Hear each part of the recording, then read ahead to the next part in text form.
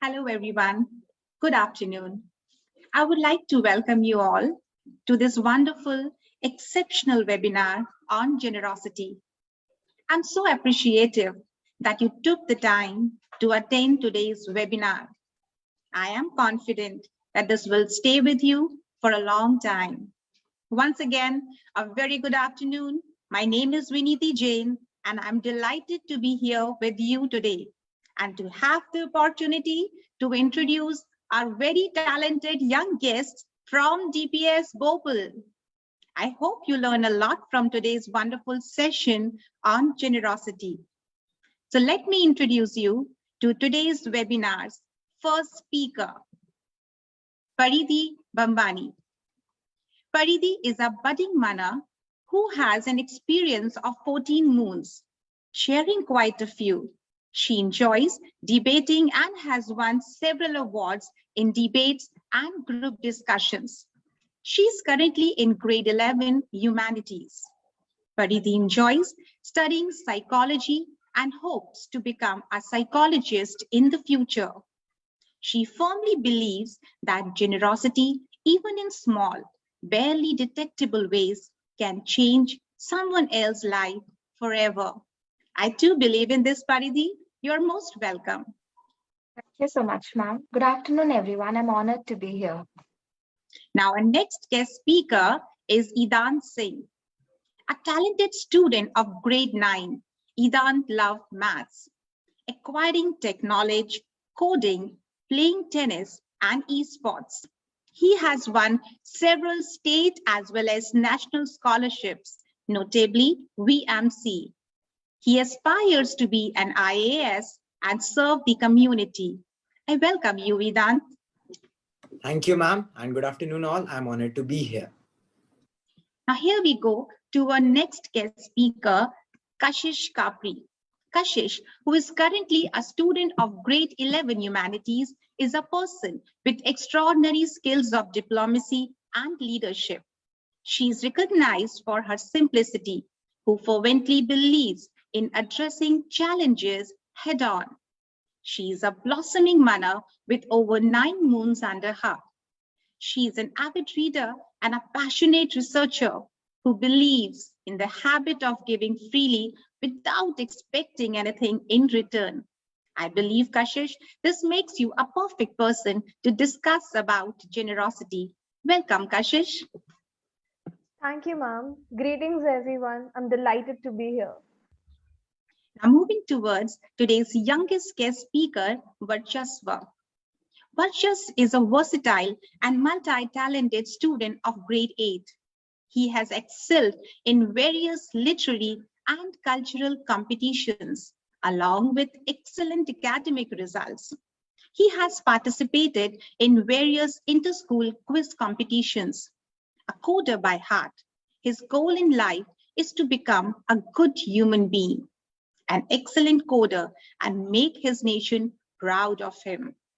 He believes and tries to inculcate generosity in his life, not just as a virtue, but as a habit, as a ritual, and as a part of his personality.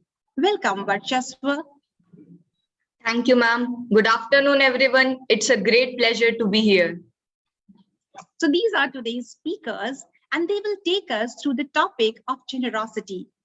Now, to begin with generosity and toward curiosity, I would like to know for our viewers. My first question is for Varchasva. Varchasva, tell me, what is the meaning of generosity for you?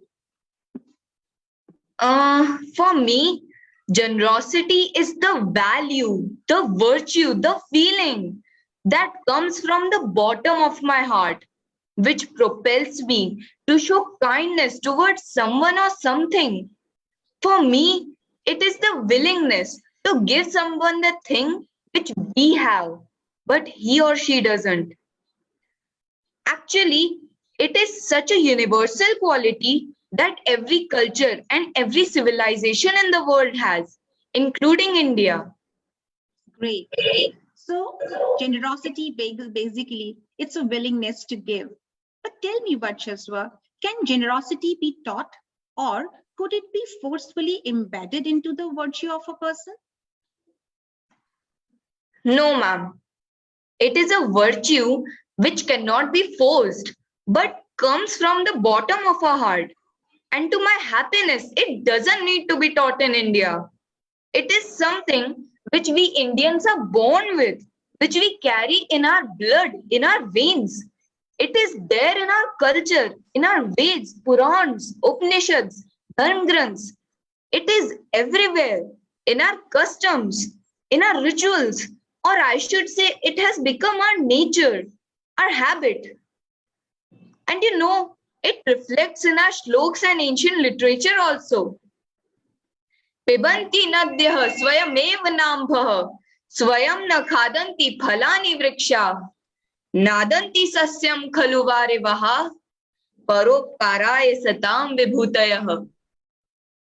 The meaning of this shlok is that nature itself teaches us generosity. Just as rivers do not drink their own water, trees do not eat their own fruit, clouds do not eat the crops they irrigate. In the same way, the prosperity of generous people is not for themselves, but for others, for the welfare of needy people. So rightly said by you. It is the quality that we all are born with. It cannot be taught. It can only be nourished by the practice we do for generosity. If I sum up whatever he said in one line, I can say that this is the value that is very well percolated in our veins. And I want to know, when we practice generosity, do it be like we require financial aid, we need finance in abundance to help others? I'm coming to you, Kashish. Is financial aid necessary to be generous? Ma'am, my answer to your question would be a no. I completely go with Varchaswa's definition for generosity. It was an excellent explanation. Coming back to my question, I would define generosity as the practice of willingly giving without expecting anything in return. It might involve contributing one's time, possessions, or skills to help somebody in need. I feel that generosity is not providing financial assistance to others, but also about giving one's times or effort for the benefit of others and without expecting anything in return. Wow, without expecting anything in return. So the point is very clear, viewers. Generosity is not always related to finance. To help somebody with money, no. You can help anyone the way you can. So it's not just materialistic, but it can be an exchange of skills. It can be a nice hug or an assurance that I am with you. Great. Thanks, Kashish, for telling us about it. But I want to know, generosity is like a very inherent quality that we all have, but there has to be some source of it. Idhan, will you tell us from where does generosity comes? Well, ma'am, according to me, generosity, it is an idea. It is the idea of showing your gratitude for a work well done or simply out of empathy. It comes from the purest parts of our heart that are untainted by greed and other vices. If I may quote a Nobel Peace Prize laureate, Desmond Tutu, he said that like humility, generosity comes from seeing that everything we have and everything we accomplish comes from God's grace and God's love for us. In the African understanding of Ubuntu concept, our humility and generosity, it also comes from realizing that we could not be more alive, nor could we accomplish anything without the support, love, tolerance, and generosity of all the people who have helped us to become who we are today. Certainly, it is from experiencing this generosity of God and the generosity of those in our life that we learn gratitude and to be generous to others. Correct. Absolutely. So generosity is the gateway to all the other qualities, right? I extracted one word from your answer, Idan, and that word is very attractive, Ubuntu. I remember I learned this word somewhere when I was going through one of the books. I guess it's an African language, you know, Ubuntu is an African language, Idan.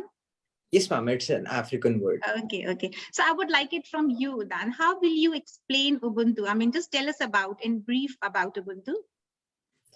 Yes, surely, ma'am. I'm glad that you asked this question. I've been dying to get this out to the audience. Okay. In Africa, there's a concept known as Ubuntu. It is rather a philosophy. Its literal meaning is humanity, but it has a deeper, more profound interpretation. May I explain this with a story?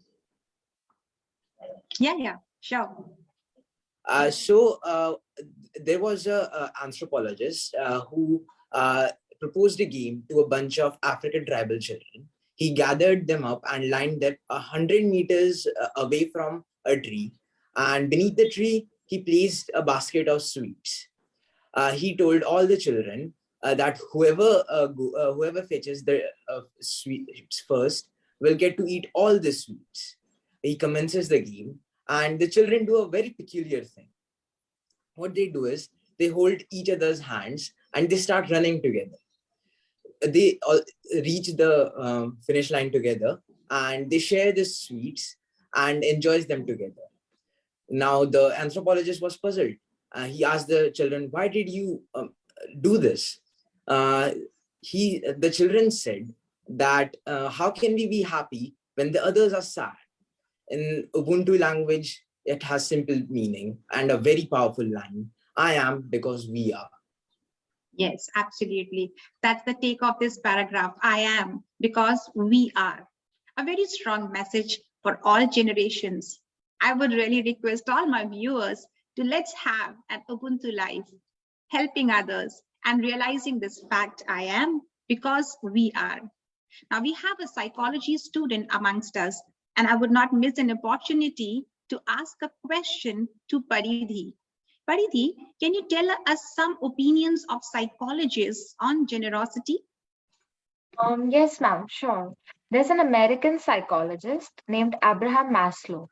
He spoke and gave a detailed comparison between selflessness and selfishness.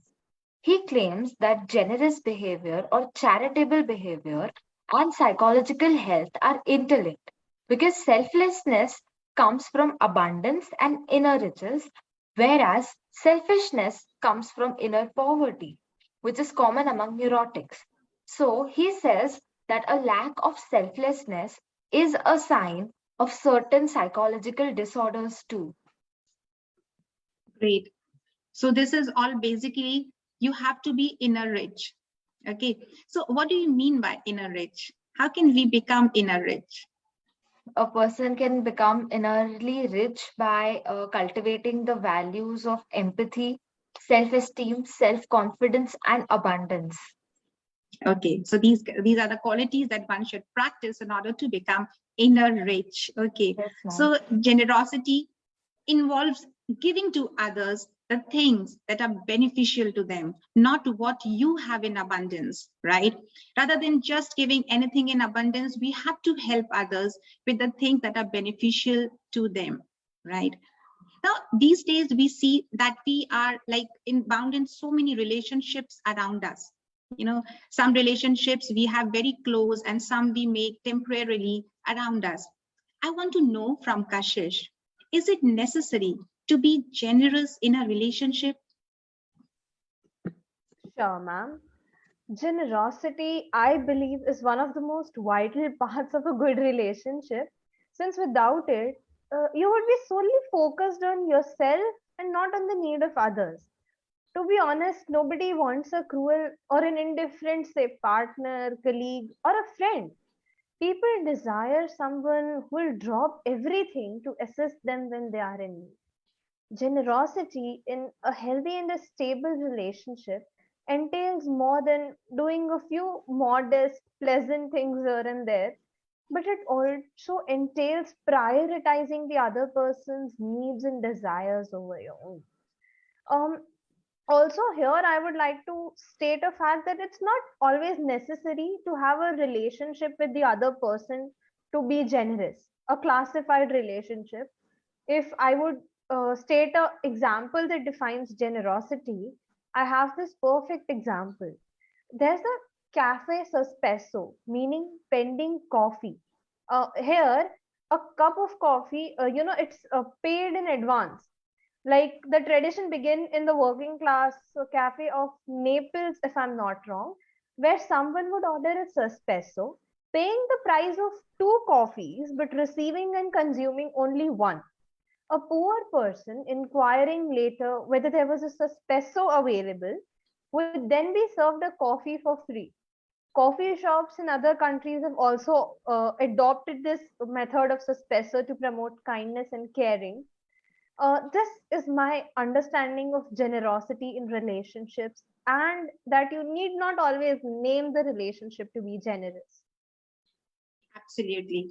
So, like I remember, this is a story wherein the needy person goes to the cafe and they ask, "I want coffee on the wall." So that the already paid coffee they get for free. Those who need the coffee, absolutely right. It always intends to enhance the true well-being of those to whom we are giving. In my personal life, I can certainly say that I experience tremendous joy when I'm giving wholeheartedly. When we were discussing about generosity, like what it means, what do we understand with this value, Burgess was said that it is a willingness to give. It's a value that we Indians are born with. Burcheswa, can you explain this point with some more examples? Yes, ma'am. I would like to give you one such example which moved my heart. A 70 years old lady, Kamalamma from Mysore, offered rupees 500 to an NGO from a rupees 600 monthly pension.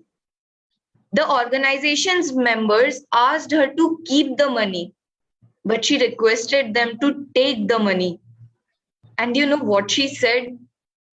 She said, "It is a small amount, but please accept." Many rich people have given so much for COVID, but who has offered approx 85% of their earnings? Truly humbled by her generosity. She is richer than the richest people of this world. Yet another example in today's situation, India is among the first few nations of the world who developed vaccine for COVID-19. When there was an excess of vaccines in India, we donated it, or rather, I should say, gifted it to our brothers and sisters living in underdeveloped countries. And for that, India launched the Vaccine Maitri initiative in January 2021, which is a major diplomatic effort to gift and supply made in India vaccines to low income and developing countries, and also to some friend and neighboring countries. Bangladesh, Myanmar, Nepal, Bhutan, Maldives, Mauritius, Sri Lanka, Morocco, Afghanistan, Nigeria were among some of the beneficiaries of the Vaccine Maitri initiative. The list is very long. Though we faced a lot of criticism, but we still supplied them vaccines because we believed that the whole world is our family. And how can we leave our brothers and sisters helpless? We believe in Vasudhaiv Kutumbakam. We believe in generosity. Ayam nijah paroveti ganana laghu chetasam udar charita namatu Vasudhaiv Kutumbakam. Which means this is my own and this is of others. Such calculations are done by narrow and small-minded people. For people with a generous heart, the whole earth is a family. We all are like brothers and sisters. So nice. Excellent examples and very constructive examples given by Varchasva. In our very own country, if we look around with a positive mindset, we get to see so many examples of generosity around us. We just need to follow what is convenient to us, what our heart says, and we will find a ways to help people around us. But I have often seen this, that there are some people who are more generous. Some people, they try to help all the time other people. Some people, they feel like, okay, it's okay if I'm helping, it's good. If I'm not, then also it's good. So definitely there must be some factors influencing generosity. I would like to know this from Idan. Idan, what are the factors that influence generosity around us? Well, ma'am, you are correct. Generosity, it is a subjective virtue and it is influenced by numerous things. With modern methods and tools being adopted, non-profit fundraising is well on its way to influence generosity and impact lives of millions. When we interact with people who have been supporting noble causes, a lot of them tells us about the joy they derive out of giving. So I have listed these numerous factors down to three. The first one is the economic factor. The state of an economy shapes charitable giving to a large extent. People are tend to give more when they are earning more. If I may quote a research by John List, who is an economist at the University of Chicago, his team and List conducted a study that shows that economic conditions majorly influence giving. Therefore, most of the donors that are giving more are the ones that are more financially stable. Then there is also the priorities of a person. As individuals, we are living in a constantly and evolving environment. Our priorities are subject to change. In fact, it gets only more diverse. One section of donors may continue to give to one specific cause, while the others may change the charity to which they donate, depending on their choice. Priorities may shift through signals from friends, families, social groups, and social circles. And a lot of donors also respond to donation requests and channel their gifts to issues where they believe they can make the most impact. Then the last factor that I feel majorly influences the generosity of a person is empathy. A donor who has lived through lack of proper education facilities would be more inclined to help others get a good education. Likewise, a church member may feel more connected to causes or projects that are more church related. The ability of one's donors to empathize with their cause is a very strong factor when it comes to donation and non-profit fundraising. Ma'am, I hope this satisfies your curiosity. Yes, absolutely. All the 3 points are very well explained by you, but I love the third point, empathy. And at the same time, I was going through the comments given by the viewers, and I'm so delighted to read these comments. Everybody is praising the answers given by you all. So it seems viewers are very well satisfied with the explanation that we are giving. All the students, they have all the praises for all 3 or 4 of you. Yeah. So that makes me even more happy and more excited to ask few more questions to you, right? So continuing with the same question, like in which we discussed about that whether we should be, generous in every relationship or no. There are certain cases where we have observed that people around us, they treat us not that good, or I would rather say they treat us badly, right? So I want to know, like, is it possible to be equally generous to this section of people also? So I would like to like this from Paridhi. Paridhi, should we continue being generous to someone who has treated us badly? How would you say this? Yes, ma'am. I believe that you should be kind to everyone, regardless of how they treat you, and that their behavior should not alter your ideals. And if it does, the problem lies within you. Now, many of you might say, Paridhi, this is easier said than done. And I do agree. But I've always believed in the cycle of karma. Whatever good you put in nature always finds a way to come back to you. So your generous deeds will always return to you in some way or the other. And we need not take revenge for whatever bad happens to us. Karma will take care of that too.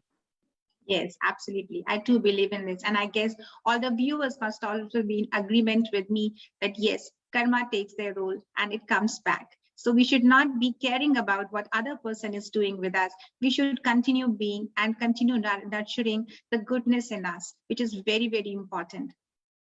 Now, sometimes some people call it a weakness of a person. If that person is a very helping natured person, we call that person a very weak sort of in person. So at times this question arises in my mind, is being generous a positive trait or a folly?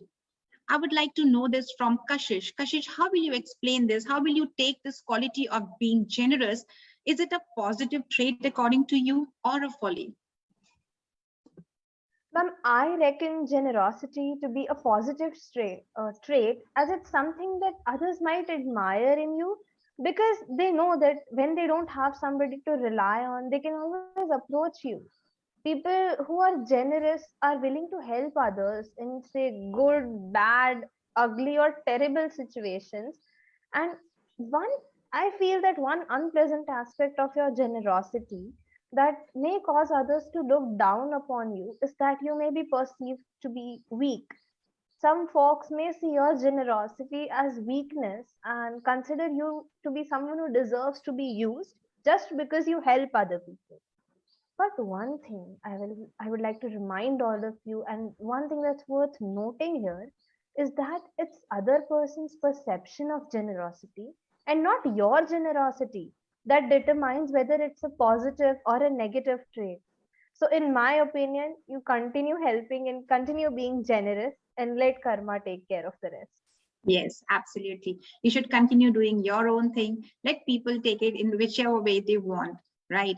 So, I mean, I being a teacher, I mean, all the teacher, they mean to help enrich children's life, not just through core educational skills like mathematics, reading, and science, but also responsibility, analytical skills, and building, most important thing, self-confidence. You will find that many teachers like me, they relish in their teaching careers due to the rewarding aspects of this job, right? So now I would like to know, some people, in the name of generosity, some people, they try to find, they try to fulfill their needs, by using this value. They try to showcase, they do less, but they show more in terms of generosity, right? Some people, they do it in a genuine manner, but others, they overdo it, right? So we should have a certain sort of a measure of how we can distinguish between a person who is fake and doing it not in a positive manner, and the person who is doing it in a genuine manner. I would like to come to you, Paridhi. What does this mean to give too much? When does generosity becomes exorbitant? Yes, ma'am. So being a generous person is one thing, but when we give too much, it becomes overgiving. Real giving is done from a place of true generosity and because we have an excess of something to offer. Overgiving tends to come not from generosity, but from hidden need.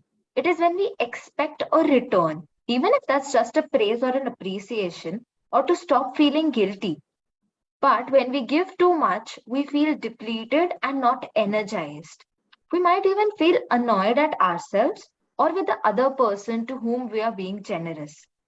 We generally overgive because we expect a return on what we are giving, or we want to be appreciated or be known as the smartest, wisest person in the group. We want others to feel special about ourselves, to feel good about ourselves, or we expect that it would reduce our guilt in some way or the other. Hence, there is a very thin line between generosity and overgiving, but it makes a great deal of difference. The very Yes. purpose of generosity is selflessness, but when we overdo it, it becomes a selfish deed and the very essence is lost. Absolutely. Its very essence will be lost if we overdo it. And if we overdo it with an intention to get something in return, or to get an appreciation, or to be seen as a stronger, smarter person, right? So, and to sometimes, and to overcome our guilt feeling, we try to help others. That is certainly not the generosity, because the very meaning of it is doing it without expecting anything in return. Now, with the changing world around us, with the changing, scenario, the entire world is gradually moving towards artificial intelligence. So I don't want to miss a chance to even discuss that part also in terms of generosity, because nowadays everything is going online. We all are aware with the fact that we have online hybrid classes and children are also doing everything online. Gradually, the world is moving towards the machine sides. So, I mean, lots of examples and contexts were given by the students here. I would like to come once again to Varchasva to know, you said generosity is an innate quality of humans. But as it is said, the future is of robots and of artificial intelligence. Then what will happen to generosity? Will it vanish? Varchasva? Yes, ma'am. It is being said that the future is of robots and of artificial intelligence. Our scientists are really working hard to give emotions to robots. That day is not very far when our robots will be intelligent and embedded with emotions. But with this development in the field of AI, there is also danger in front of humanity. For a long time, there has been a debate that the day robots become more capable than humans, they may take over the whole world and harm us. But if the thought, the virtue of generosity is incorporated in robots, then this can be eliminated. When we talk about incorporating emotions in robots, I would suggest that generosity must be included, as this will not only remove the apprehension of impending dangers, but also will create a brighter future in which humans and machines will live together in harmony and generosity will survive forever. So nice, Varchasva. I'm glad to know how efficiently you created a balance between a machine and a human, and just with one strong chain of generosity. So even machines, they needs to be generous than we humans should be, right? So that was a round of questions and answers with all my children to just extract what they think with this value generosity. What is their view on this topic generosity, how they take, how they deal with it with different scenarios in different relationships, the changing inclination towards the machines and the artificial intelligence. Now, I would like to say a very thank you and would like to conclude this webinar by noting that generosity makes you happier. It improves your health. Generosity generates happiness, and happiness generates generosity. As a result, they fuel each other in a circular fashion. Generosity strengthens your interpersonal relationship. People prefer the company of a generous giver than that of a greedy hoarder. People are naturally drawn to those that have an open heart and want to share their experiences with others. In the end, true generosity is an offering given freely and out of pure love. No strings attached, no expectations. My suggestion to you, please make generosity part of your growth strategy. Finally, I would want to add that it was a pleasure to be with you all. I hope that the time we spent together has instilled charity in us. Stay safe and maintain social distance. Greetings.